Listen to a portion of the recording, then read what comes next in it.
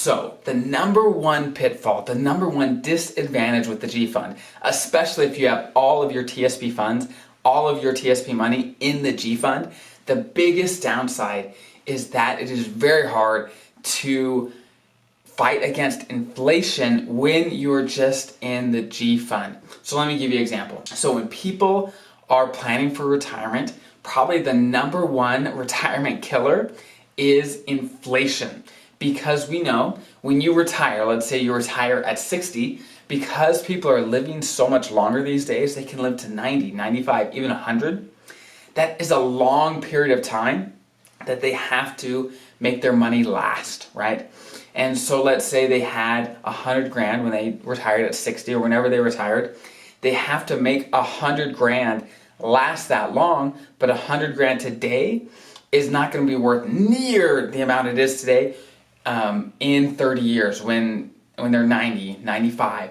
So if you're invested in just the G fund generally just does a little better than inflation every year, just a little bit better. It fluctuates up and down, but usually just a little better. So for example, if you were to invest in the G fund for your whole 30 years that you were retired, the value of your money will drop dramatically compared to what you're purchasing out in the real world. So if you want actual growth, where you want to beat inflation, you want to say, hey, I want my investments to grow faster than inflation.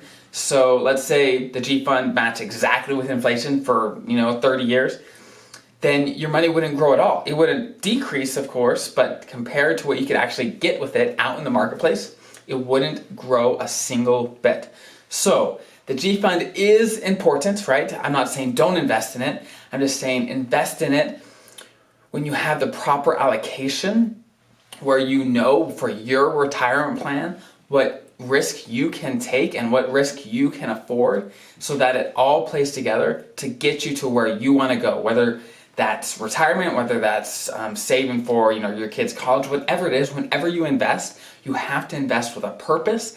And that's what should drive your investment decisions. Not just what your friend says is the safest, or not because what your friend says did the best. You have to do what works for you, for your situation, and what's going to work out in the long run for you. And now I'm sure you're saying, hey, Dallen, look, if I was invested in the C fund, in the S fund, whatever, in stock funds in 2008, I would have lost half of my money. And you're right, you would have. But let me tell you this. Over the last 100 years, the stock market has averaged 10%. And that includes all the down years. That includes 2008. So we know that tomorrow, we know that we don't know what it's going to do tomorrow. But we know over a long period of time, it consistently does about 10%, the entire stock market. So over time, it is going to go up. What it's going to do in the next year, the next 3 years, we don't know. It could go down.